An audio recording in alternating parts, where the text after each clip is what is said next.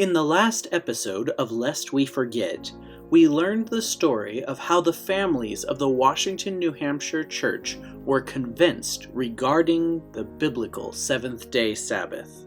The story goes about 10 o'clock at night, knocks on the door. You can imagine a sleepy-eyed Mr. Barnes or Mr. Wheeler, whichever one, coming to the door to see what in the world is the commotion at 10 o'clock at night, way out here in nowhere land, you know. And here's bright-eyed, bushy-tailed Joseph Bates. He's all ready to study. And what's he want to study? He wants to study the Sabbath. So they study the rest of the night. According to the story, study the rest of the night. The next day they come over here to the Cyrus Farnsworth house, and Cyrus joins them, and maybe a few others join them, and they study the Sabbath some more. And now Bates is even more convinced about the seventh-day Sabbath. A conviction of Bible truth held by a Seventh-day Baptist, which led her to challenge the Washington church to Bible faithfulness in keeping the Sabbath holy. One small act that would transform a movement. Rachel Oakes, the Seventh-day Baptist, shares it with her pastor, who shares it with another pastor, who writes an article. It goes to Bates. Eventually, in another form, it goes to J. and Andrews, and the Sabbath is now circling the globe. It's like dropping a pebble in a pond or puddle of water, whatever. And that place where it dropped apparently was right here in this little church. This is the birthplace of the Sabbath message among Seventh-day Adventists. Continuing our journey in following the trail of the Adventist pioneers, in today's episode we will learn the story of two siblings who shared both blood and faith that led them in the midst of hardship to remain faithful till the end.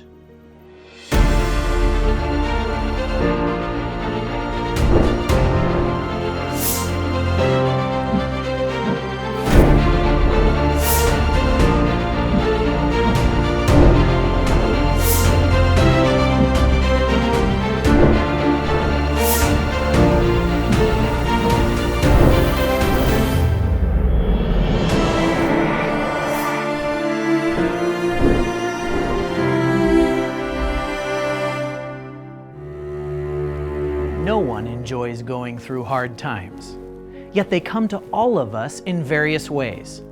When they come, we can either be defined by them, or we can seek God and find grace to overcome in spite of incredible obstacles. Today, in our exploration of Adventist history, we are going to West Wilton, New Hampshire, to hear the stories of two incredibly gifted individuals. One was crippled, and the other died young. Yet both of them were used by God to contribute to our movement in powerful ways.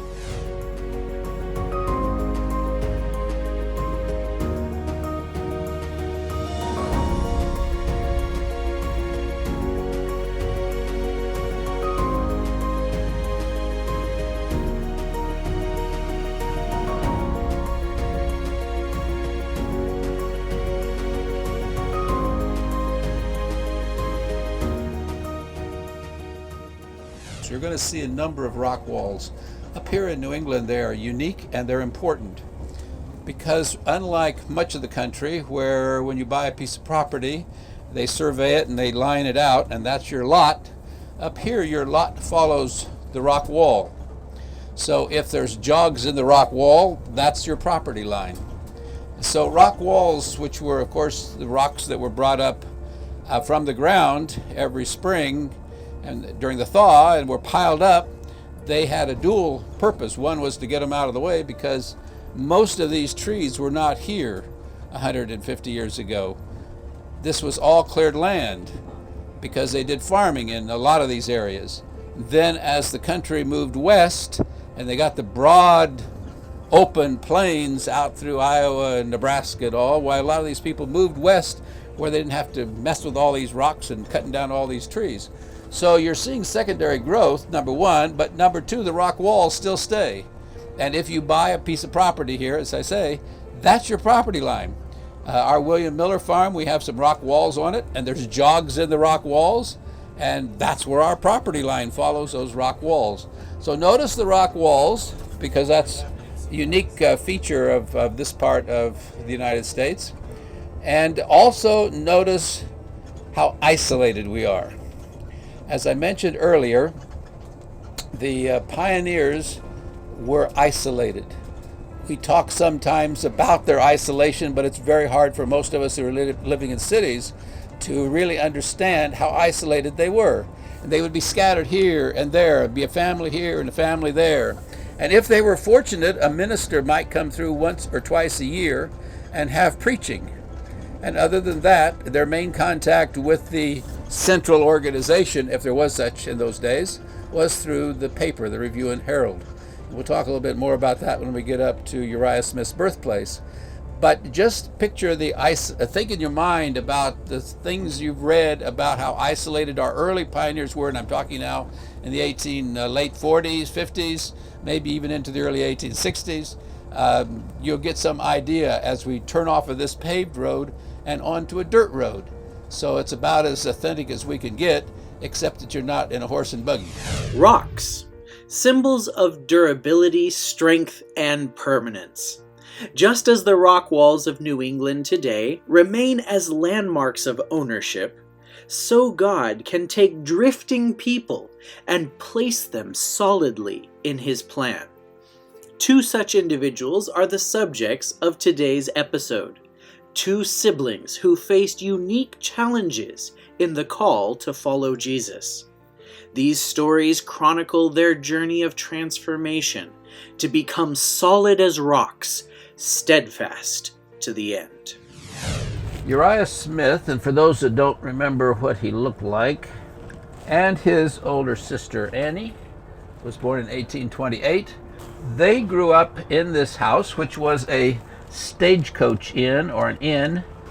They grew up here. Their father, Samuel Smith, was a civil engineer. In other words, he built bridges and buildings and things like that. In fact, the bridge that we could not come over, it's right here over this creek, was built, according to the local people here, was built by Samuel Smith, the father of Annie and Uriah Smith and two other children, John and Samuel, same name as the father. Samuel Smith was apparently not religious at all, but the mother, Rebecca Smith, and here is another one of these new pictures that I only found about a week ago. This is Annie and Uriah Smith's mother, Rebecca Smith. She was very religious, and she and her four children were all Millerite Adventists and were expecting the Lord to return.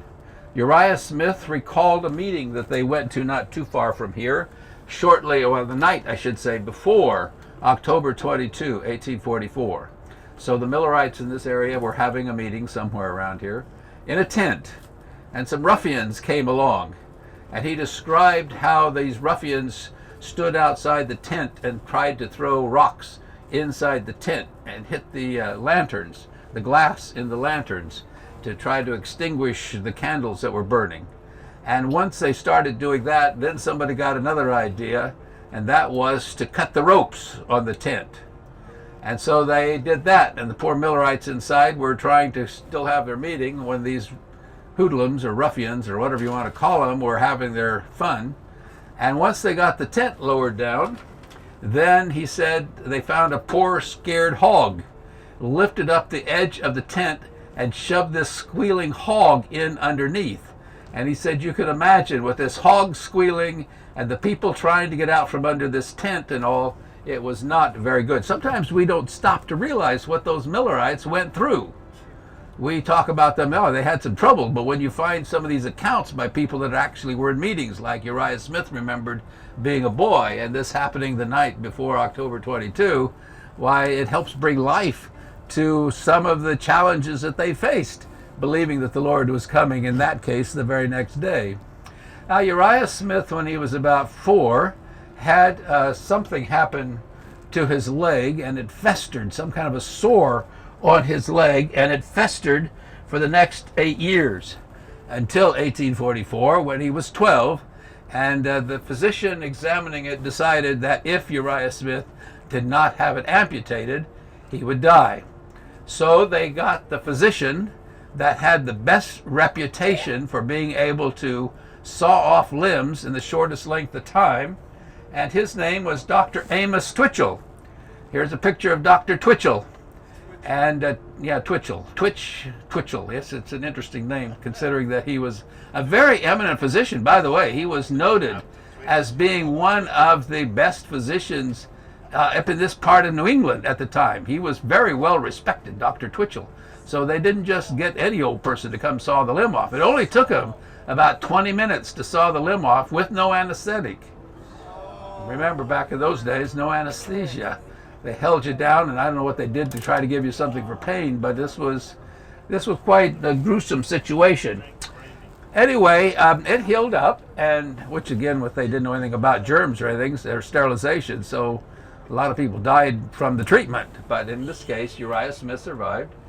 And after the disappointment, both he and his sister Annie, who was also very talented like Uriah, they both became discouraged and sort of gave up on religion. We'll tell you a little bit more about Annie, as I said, when we get to her grave a little later. But Uriah gives up on religion, and he decides to get an education. So he goes to Phillips Academy in Exeter. I don't think he graduated from there, but he attended Phillips Academy, and he was going to teach, and his sister was going to teach. But it so happened that his sister became a Sabbath-keeper. Annie Smith, after being moved by the enthusiasm of her renewed Christian experience, wanted to make a difference for Christ. James White was impressed by this young woman's talent and made her a surprising invitation. Big sister, 4 years older than Uriah, was invited by James White to go to Saratoga Springs, New York, and help James to issue the Review, the paper, which by that time was in its second year of publication. Anyway, he's very talented, and his sister invites him. He's not a Sabbath-keeper. He'd been a Millerite. He'd given up on religion, but she has now become a Sabbath-keeper, and she invited him to do some engravings for the Review and Herald. And these are the very first primitive engravings done by U.S., something that would become very standard in our publications for many years. These are the very first illustrations that appeared in a Sabbath-keeping Adventist publication, March 23, 1852, and it's an older sister trying to get her younger brother to come across the line, as we might say, get him involved, and maybe he'll change his mind, which later in 1852, he did himself become a Sabbath-keeper. He would later be invited by James White to also join them in Rochester, New York. And in 1855, at the age of 23, he becomes the editor of the church paper, the Review.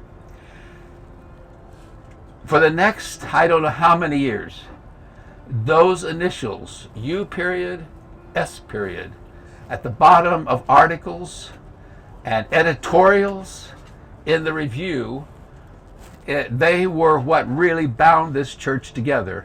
In a real sense, Uriah Smith was the denomination's pastor. Not because he was traveling. In fact, he is recalled as having been a very dry speaker, a very good writer, but a very dry speaker. But those editorials, week by week, as the paper came out, were really something that kind of unified the paper. James White, others are moving around doing evangelism. They're writing articles now and then. But consistency, U.S. Young brother Smith, he is the one that is, as I say, for all practical purposes, he was the denomination's pastor for many, many years. Throughout history, God has worked in different ways to reach people.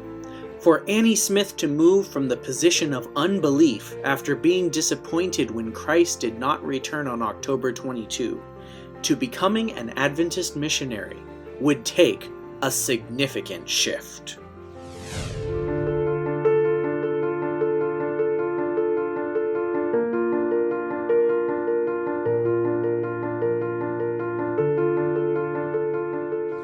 Annie Smith, as I mentioned, went to get an education.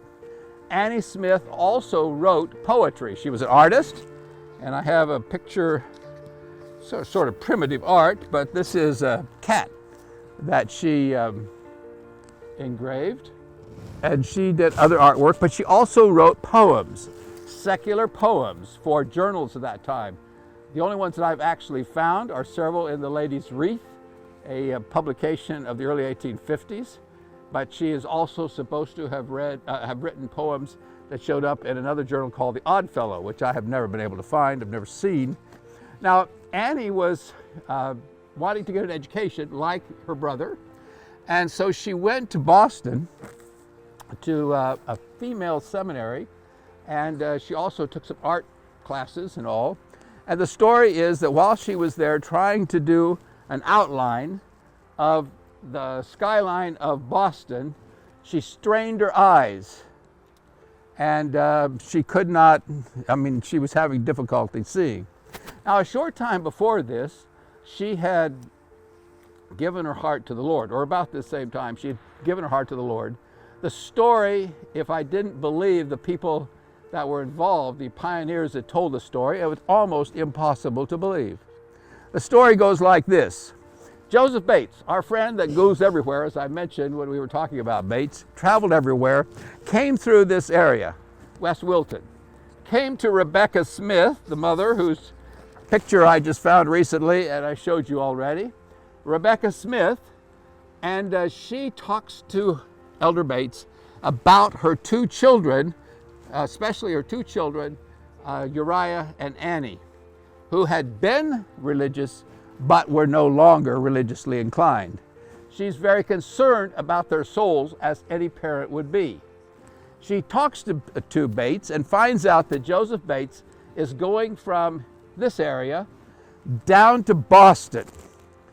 And she says to him, well, my daughter is down there in Boston. Bates says, well, I'm going to hold some meetings.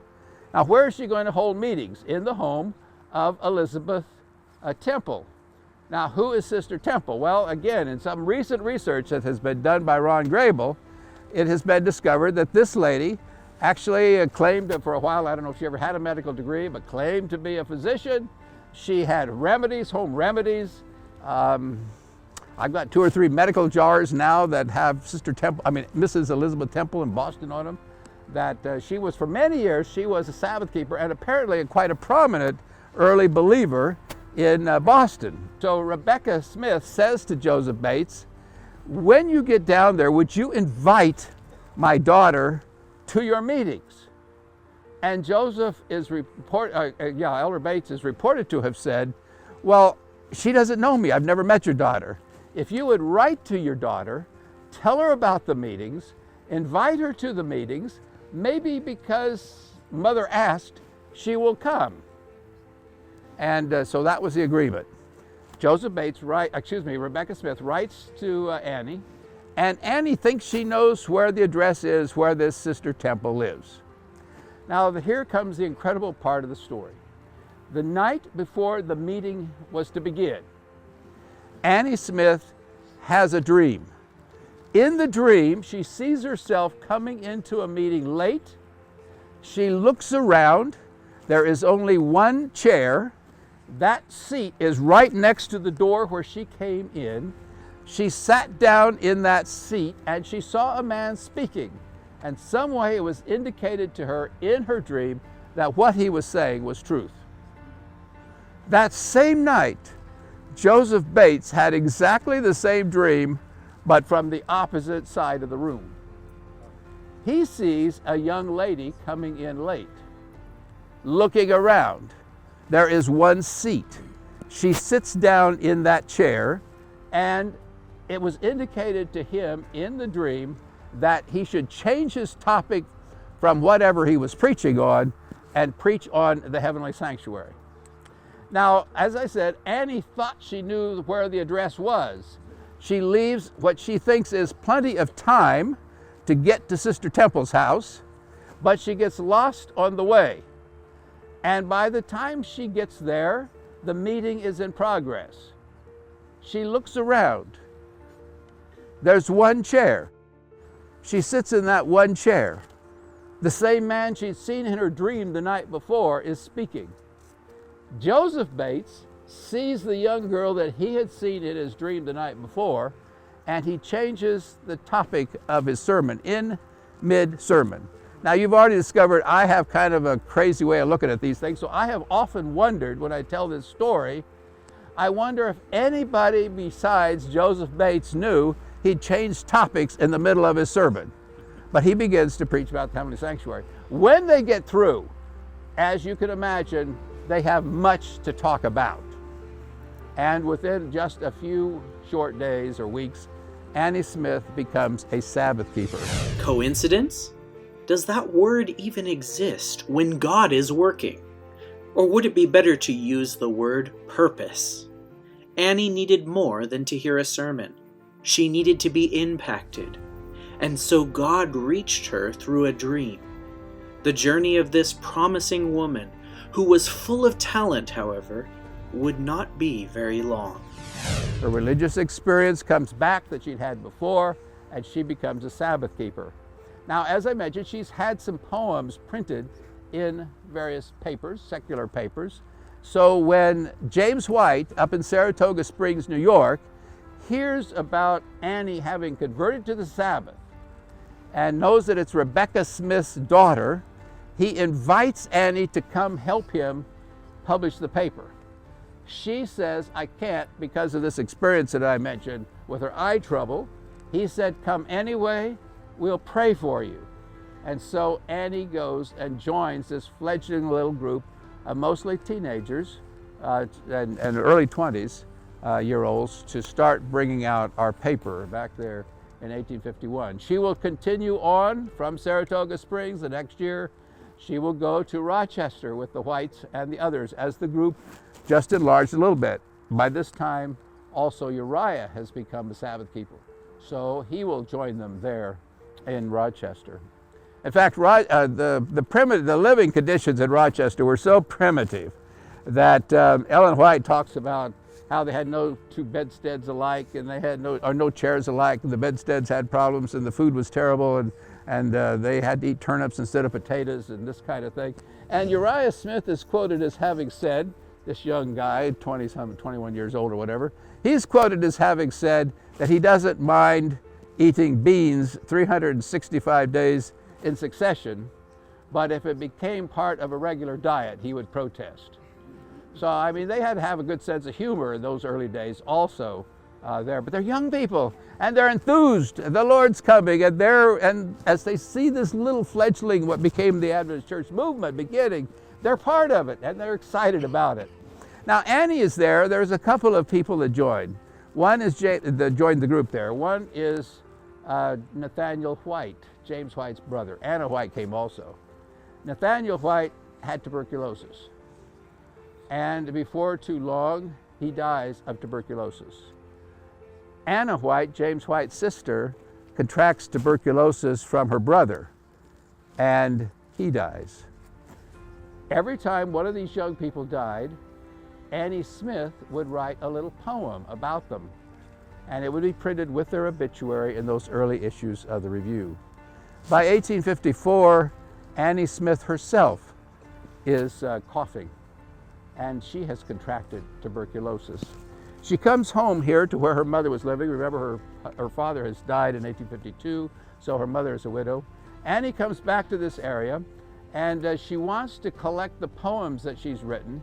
She has this false hope, as it turned out, that if she could collect the poems together, one of two things would happen. It would give her the impetus to go on and get well, or it would be the last thing that she would do.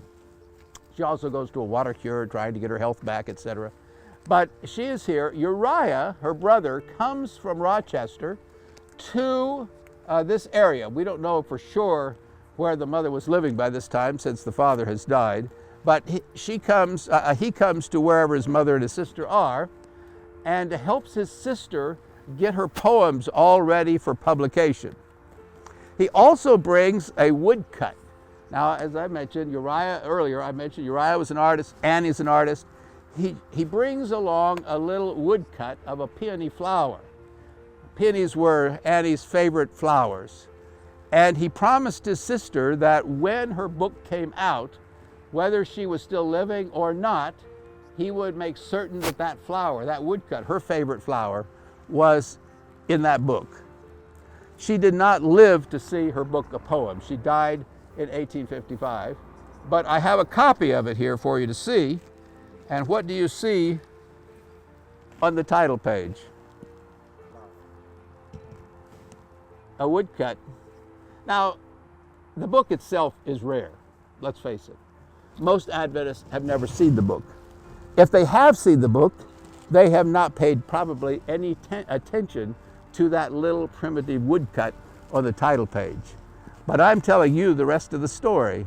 That is a tribute of love from a younger brother to his older sister, because that's the cut that he promised that he would make certain was on the title page of her book, whether or not she lived or died before it came out. Now, just a day or two before she died, she wrote a poem. Like she had done for these others who died, she wrote a poem. This poem was printed by her brother, Uriah Smith. Well, actually, he spells his name out here. He prints this with her obituary. It's just 2 stanzas long. And here's what Annie wrote. Oh, shed not a tear o'er the spot where I sleep. For the living and not for the dead ye may weep. Why mourn for the weary who sweetly repose free in the grave from life's burden of woes? I long now to rest in the lone quiet tomb, for the footsteps of Jesus have lightened its gloom. I die in the hope of soon meeting again the friends that I love, with him ever to reign. A very talented young girl. She has the distinction of serving as the acting editor of the paper. Up until Annie joined the review, the paper came out whenever James White was not traveling. So it would be there for a few weeks and then it would not be out. And then it would be out again when he'd come back home. When Annie joined, she didn't travel. She's there. And so the review became a weekly publication. And until recently, it has always been until recently, a weekly publication. But Annie has the distinction of, she never got the official title, but serving as, I guess you would say, the acting editor, or I'm not sure, where's Merle? She can tell you what title it would be, you'd call her. But anyway, Annie serves as the acting editor of the review in those early years. Annie Smith, a woman, young and talented in incredible ways. From poetry and songwriting to being the acting editor of the review, her testimony and contributions are powerful. Annie was the first Adventist woman to walk in this path, and in musical composition, this young pioneer developed a skill so early in life that it has left us a treasury in song that continues to make an impact today. She wrote hymns. Several hymns are in our current English Seventh-day Adventist hymnal. We will be singing 1 or 2 when we get to Washington, New Hampshire. But a very talented person who contributed a great deal, even though she only lived to be about 28 years of age, but contributed a great deal to the early days of this movement. The stories of Uriah and Annie Smith are inspiring. Growing up well-to-do, both were on their way to promising careers in the world. Yet love for Jesus led them to leave it all behind to serve in His cause. What are we willing to do to share the news of our dear friend Jesus with those who do not know? Does that same love for Christ burn in us? The fire of love that led our pioneers to embrace poverty, hunger, suffering, and even death for the cause of Christ is a challenge to us today to abandon the world's ideals of prosperity, comfort, and ease, to follow Jesus. Many of us have friends or even family members that we long to see come to Jesus. In our next episode, we will be examining the story of Ellen White's deep and passionate yearning for the salvation of her twin sister, Lizzie.